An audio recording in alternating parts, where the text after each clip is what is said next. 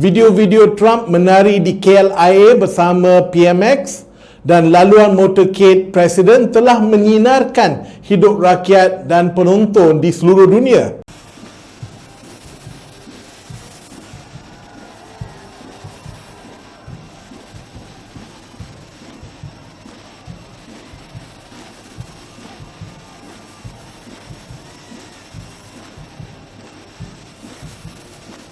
Lebih daripada 40 juta view.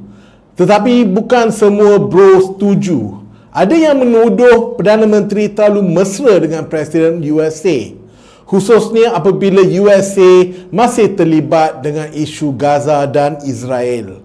PMX sebelum bertolak ke Seoul semalam untuk mesyuarat APEC memberitahu Dewan Rakyat supaya berwaspada dan tidak pula kita menjadi lebih Hamas dari Hamas, lebih China dari China. Ini masalah kita kerana politik yang menanam sikap benci begitu sahaja.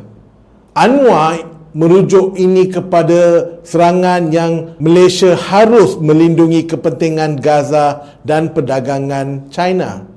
Memandangkan yang 2026 tahun melawat Malaysia, hubungan baik dengan US dan juga kenyataan-kenyataan dan video positif tentang Malaysia hanya boleh meningkatkan pulangan pelancongan untuk tanah air.